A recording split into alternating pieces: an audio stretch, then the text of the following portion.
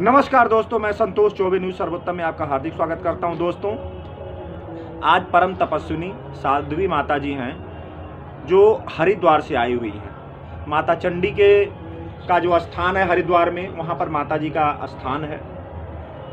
दोस्तों, ऐसे ही परम तपस्वी, यशस्वी, मनस्वी, तेजस्वी जो हमारे देश के साधु संत हैं, उन्हीं से हमारे समाज और हमारे देश की गरिमा बढ़ती है। हमारे देश का दूसरा नाम ही है साधुओं का देश। फॉरेन कंट्री में लोग यही कहते हैं इंडिया योगियों का देश है। तो दोस्तों, इस देश को आबाद करने वाले हमारे साधु महात्मा हैं। यहाँ की संस्कृति बचाने वाले हमारे साधु महात्मा हैं। यहाँ के आने वाली भावी जो पीढ़ियाँ हैं उनका मार्गदर्शन करने वाले हमारे साधु महात्मा हैं। 500 साल गुलाम रहा है भारत, लेकिन हमारे महात्माओं का, साधुओं का, तपस्वियों का ही देन है कि जो भारत की संस्कृति खत्म नहीं हो पाई। मुगलों ने ख़त्म करने की कोशिश की, अंग्रेज़ों ने की, लेकिन वो अपने हर मकसद में फेल हो चुके। क्योंकि जो हमारे सिद्ध पुरुष हैं वो कंदराओं में बैठे हैं।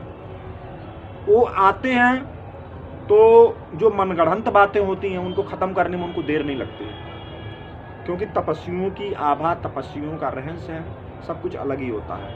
माता जी, आपका शुभ नाम थोड़ा कृपा करके बताइए। श्रीमैन साक्षी गिरी महाराज। मैं श्रीमैन साक्षी गिरी जी महाराज, मैं जुना अखाड़े से हूँ। जुना अखाड़े की सन्यासिनी हूँ। गुरु जी, बताएं कि किस उम्र में आपने संन्यास लिया और क्यों संन्यास लिया? जो कि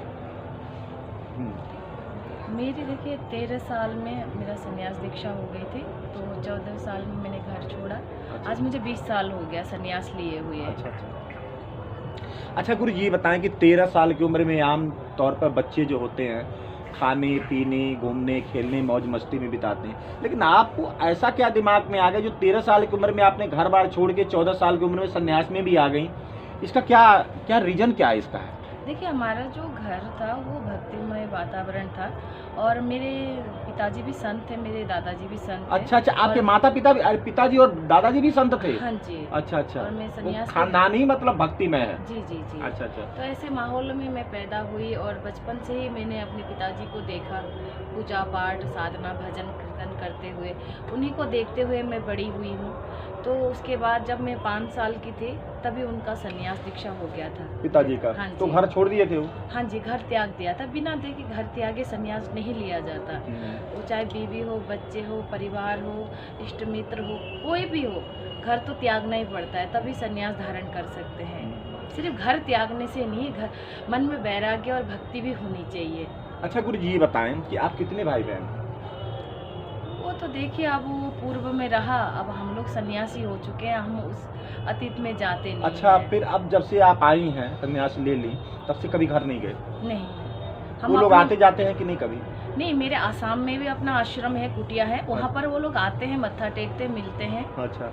और बस, मतलब कोई गृहस्थ का कोई नजदीकी नहीं रही आपकी? नहीं, हम घर नहीं जाते। हम वहाँ पर मेरे गांव में आश्रम है। अच्छा। हाँ, महादेव का मंदिर है, मेरा खुद का वहाँ छोटा सा कुटिया है। अच्छा। वहाँ मैं जाती हूँ। हाँ। क्योंकि वहाँ मेरी माताजी ने वहाँ पर 1 बीघा मंदिर के नाम से पहले ही उन्होंने दान कर दिया था। अच्छा। तो वहाँ पर हमारा आश्रम बना हुआ है, मंदिर बना हुआ है, वहाँ मैं जाती हूँ मत्था टेकने। अभी माताजी हैं? अभी नहीं, उनका शरीर पूरा हो गया। अच्छा, पिताजी अभी है? हाँ जी, वो भी सन्यासी हैं। तो अभी मिलते जुलते नहीं कभी? हाँ, मेरे 2-3 साल में एक बार मुलाकात हो जाती है। तो आप कैसे मिलते हैं? बाप बेटी के तौर पर कि एक सन्यासी? नहीं, एक सन्यासी के तौर पर। अच्छा। उन्होंने कभी मुझे पुत्री भाव में देखा ही नहीं। हाँ। जब भी हम जाते हैं तो वो मेरे बहुत सम्मान करते हैं।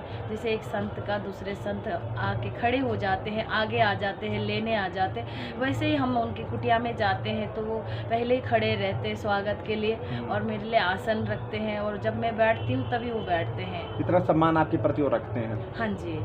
अच्छा, ये बताएं कि आपके पिताजी कभी आपसे ये नहीं कहे कि मतलब कि आप बेटी जब आपने सन्यास लिया या उसके बाद कि आप घर बार बसाओ, दुनियादारी अपना, मतलब जैसे आमतौर पर गृहस्थी लोग रहते हैं, उसके लिए कभी आपके प्रेरित? नहीं, उन्होंने ऐसा कुछ नहीं बोला, क्योंकि मैं उस समय छोटी भी थी और ऐसा उनके मन में ऐसा ख्याल भी नहीं आया था। लेकिन उन्होंने ये बोला था कि आप सन्यास मत लो, अभी बहुत छोटी हो, आप कैसे रहोगे? सन्यास जीवन बड़ा कठिन जीवन होता है। हाँ। तो आप कैसे रहोगे? कई बार सन्यासियों को भिक्षा मांग के भोजन करना पड़ता है, और आपको वस्त्र भी नहीं मिलेगा, कई बार सड़कों में सोना पड़ेगा। लेकिन मेरा संकल्प था कि मैं सन्यास ही लेना है, और मुझे जीवन में सन्यास धारण करके अपना भजन कीर्तन और सत्संग करना। मतलब आपका पूर्व संस्कार ही कुछ इस तरह का? हाँ जी।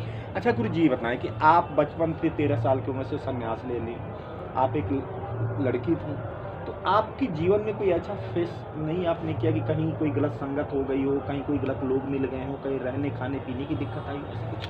देखिए, मेरे माता पिता का बहुत अच्छा संस्कार रहा, उनका आशीर्वाद रहा, उनका हमेशा मार्गदर्शन रहा, खास करके मेरे पिताजी का, क्योंकि माताजी तो मैं थोड़ा छोटी थी तभी उनका देहांत हो गया, लेकिन मेरी माता ने भी मुझे बहुत अच्छा मतलब लालन पालन किया, उन्होंने भी बहुत अच्छा संस्कार दिया। और मेरे पिताजी तो हमेशा आज भी मेरे को बहुत अच्छा संस्कार देते हैं, और उनका दिया हुआ मेरे पूर्वजों का आशीर्वाद था, मेरे गुरु महाराज का आशीर्वाद, परमपिता परमेश्वर का आशीर्वाद, और उन्होंने मार्गदर्शन करने के बाद मैं कभी गलत संगत में, गलत राह में और कभी गलत लोगों के बीच नहीं आई।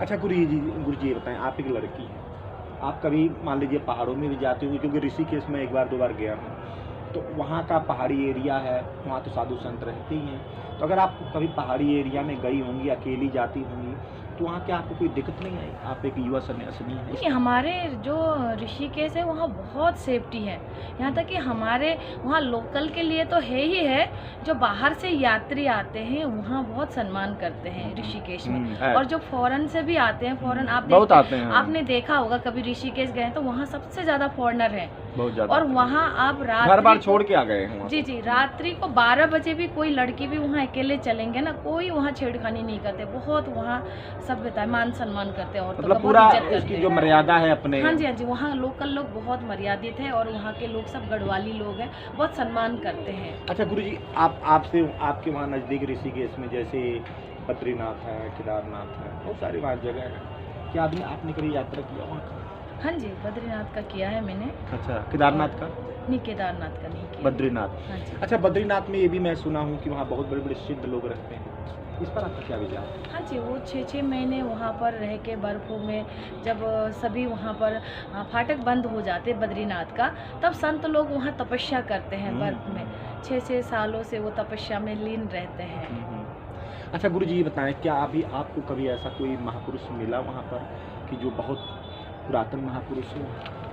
देखिए, संतों का तो दर्शन होते रहते हैं, और सभी महापुरुष ही है, भजनानंदी है, तपोमूर्ति है ना, सभी तपस्या करते, भजन करते, अपने अपने गुरु का दिखाया हुआ मार्ग पे अपने अपने गुरु का दिखाए हुए, कोई साधना करते, कोई भजन करते, कोई तपस्या करते हैं, सभी का अलग अलग विचारधारा है ना, सभी जैसे 5 उंगली बराबर नहीं होते, 5 संत बराबर नहीं होते, उनका सभी अलग अलग मार्ग होते हैं, किसी को अपना क्या कहते हैं धर्म का प्रचार प्रसार करते, कोई साधना करते, कोई तपस्या करते हैं ना, कोई भजन करते हैं, ऐसा सभी का अलग अलग है। अच्छा गुरुजी, आप ये बताएं कि जैसे कि जो लोग संत तपस्या करते हैं, क्या आपके मन में कभी नहीं आया कि मैं कैलाश में या मानसरोवर या बद्रीनाथ केदारनाथ की जो विहंगम गुफाएं हैं जहाँ पर रेयर कोई पहुँचता है, उस तरह की जगह पर, जैसे योगिनियाँ हैं, आप ये कि योगिनी है, सन्यासी योगिनी होती हैं, तो उस तरह की जगह जाने के लिए आपके मन में कोई ऐसी प्रेरणा नहीं? मेरी बहुत इच्छा होती थी, जब मैं छोटी थी तो मैं अपने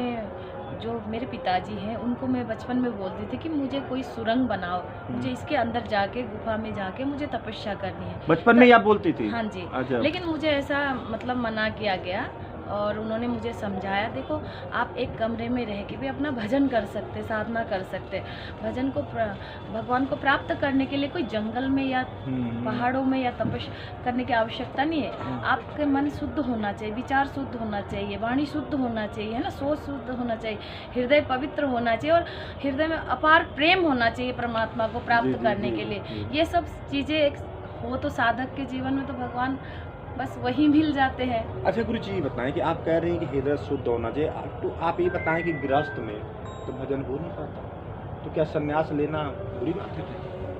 नहीं, संन्यास लेना क्या बुरी बात है, कोई बुरी बात नहीं, लेकिन सो इच्छा, अपनी इच्छा से, किसी के दबाव पे या किसी के कहने पर नहीं, जब स्वयं की इच्छा हो तभी संन्यास ग्रहण करना मतलब अंदर से जब हार्ट अलाउ करे। हाँ जी, हाँ जी।